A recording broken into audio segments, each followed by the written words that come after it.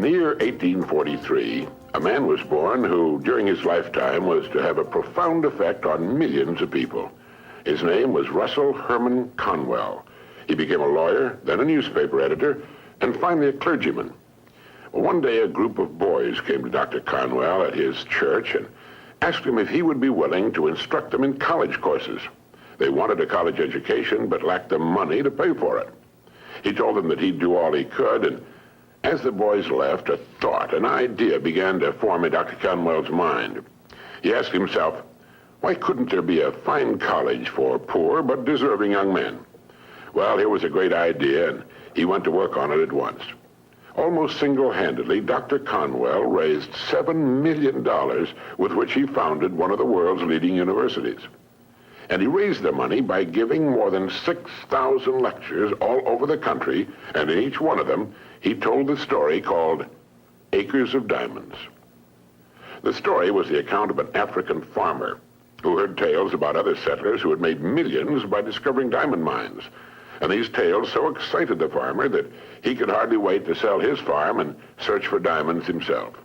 So he sold his farm and spent the rest of his life wandering the vast African continent, searching unsuccessfully for the gleaming gems which brought such high prices on the markets of the world. Finally, in a fit of despondency, broke and desperate, as I remember the story, he threw himself into a river and drowned. Now, meanwhile, the man who had bought his farm one day found a large and unusual stone in a stream which cut through the property. And the stone turned out to be a great diamond of enormous value. And he then discovered that the farm was covered with them, and it was to become one of the world's richest diamond mines. The first farmer had owned literally acres of diamonds, but had sold them for practically nothing in order to look for them elsewhere. If he'd only taken the time to study and prepare himself, to learn what diamonds looked like in their rough state, and had first thoroughly explored the land he owned, he would have found the millions he sought right on his own property. The thing about this story that so profoundly affected Dr. Conwell and subsequently millions of others was the idea that each of us is, at this moment, standing in the middle of his own acres of diamonds. If we will only have the wisdom and patience to intelligently and effectively explore the work in which we're now engaged, we'll usually find that it contains the riches we seek, whether they be financial or intangible or both. There's nothing more pitiful to my mind than the person who wastes his life running from one thing to another, forever looking for the pot of gold at the end of the rainbow, and never staying with one thing long enough to find it. No matter what your goal may be, perhaps the road to it can be found in the very thing in which you're now engaged. You see, the average man believes some businesses are better than others, instead of realizing the truth that there are no bad businesses. There are just those people who don't know enough to see the opportunities in the work they're in. No matter what our work happens to be, it's our business. We're the manager. If there seems to be no future or opportunity in it, it isn't always because it's not there, but perhaps only because we can't see it. A farmer once poked a tiny pumpkin into an empty jug.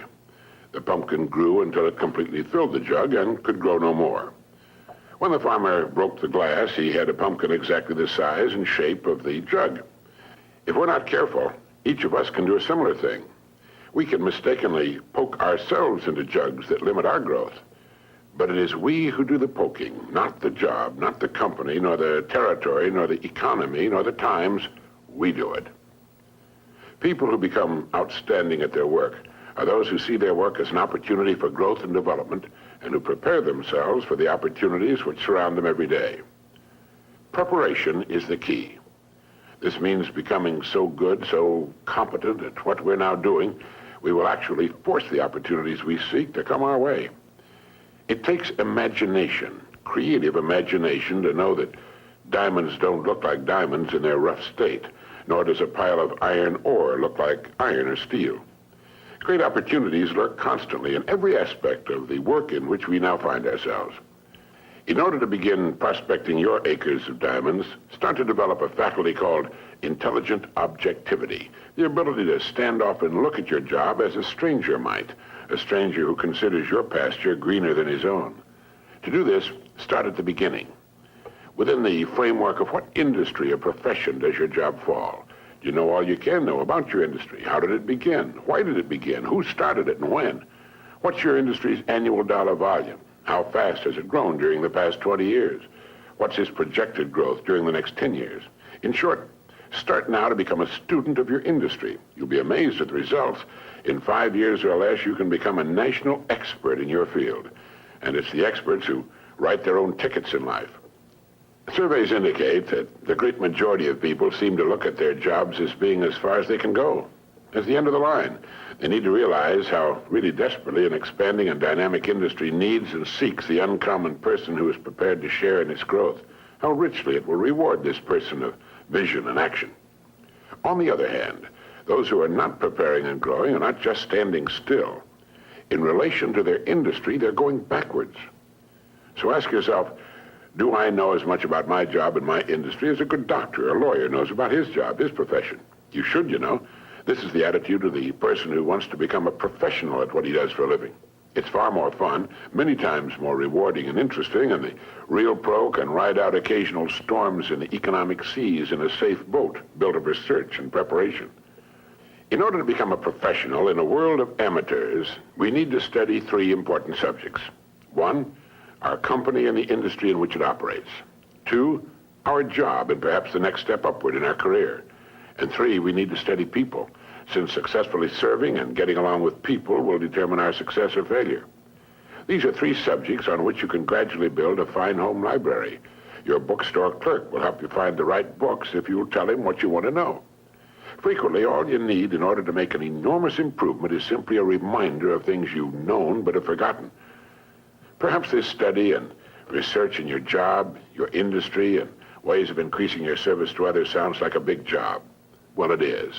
But it's fascinating, and in the long run, it pays tremendous dividends, builds complete security, and it can be accomplished in an hour a day devoted to reading and making permanent notes. Think of ways and means by which you can increase your contribution to your company, your industry, and those whom you serve. You'll begin to notice a wonderful change in your world. For as ye sow, so shall ye reap. This applies just as much to the family as it does to the breadwinner. The minute you adopt this attitude, you've joined the top 5% of the people of the world. You've virtually removed all competition. You're creating rather than competing. You're affecting life rather than just being affected by it. You're becoming a creator and a giver to life instead of just a receiver. By taking this attitude toward your work, your company, and industry, you're automatically taking care of 2 vital parts of successful living. First, you'll find yourself becoming more interested and enthusiastic about your work and its future, and both interest and enthusiasm are contagious. And second, you're building financial security which will last a lifetime.